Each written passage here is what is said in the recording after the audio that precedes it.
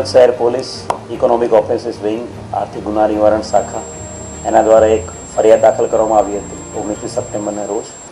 બનાવની હકીકત એવી છે કે વિકાસભાઈ નામના જે એક ફરિયાદી છે એમણે herbal life care, weight loss અને ડાયટ એના અનુસંધાને બધા પ્રોડક્ટ્સ બધાને આપતા હતા. એમાં એમની સંપર્ક એમના મિત્ર મારફતે એક જયેશભાઈ નામના વ્યક્તિ જે અંજાર ગાંધીધામના છે એની સાથે સંપર્ક થયો હતો.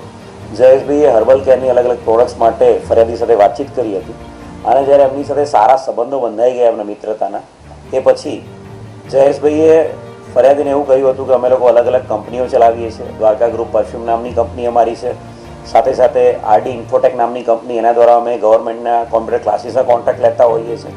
અને એની સાથે સાથે એણે કેકેપી રિંગ નામની કંપનીનો પણ ઉલ્લેખ કર્યો હતો જેના દ્વારા અલગ અલગ રોકાણ ઇન્વેસ્ટમેન્ટ કરતા હોઈએ છીએ એમ.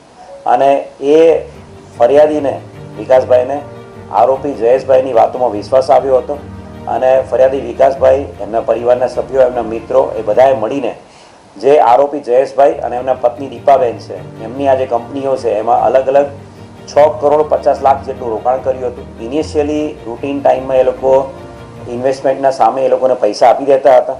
ટોટલ 6 કરોડ 50 લાખની સામે અત્યાર સુધીમાં એમણે ફક્ત 2 કરોડ 26 લાખ રૂપિયા રિકવર થયા છે અને 4 કરોડ 23 લાખ 80,000 એટલે અંદાજિત 4 કરોડ 24 લાખ રૂપિયા જેટલું એમનું અમાઉન્ટ પેન્ડિંગ હતી.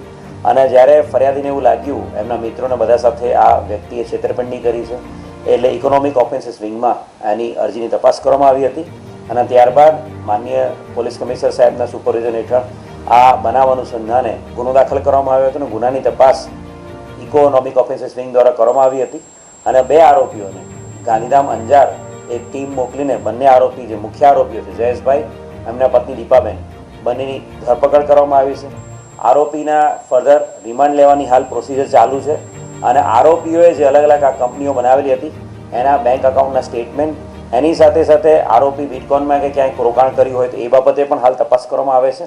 અને સાથે સાથે આરોપીના જે પણ પર્સનલ અકાઉન્ટ્સ હોય જયેશભાઈના અને દીપાબેનના, એમના પરિવારના સભ્યોના પર્સનલ અકાઉન્ટ્સ અને એની જે કંપની છે એની સાથેના ટ્રાન્ઝેક્શનો એ બાબતે ડિટેલ ઇન્વેસ્ટિગેશન હાલ કરવામાં આવી રહ્યું છે અને ફરિયાદીઓ છે એમને વધુમાં વધુ જે રકમ છે એને પરત અપાવવા માટે ઇકોનોમિક ઓફેન્સીસ વિંગ હાલ કાર્યવાહી કરી રહી છે. Thank you.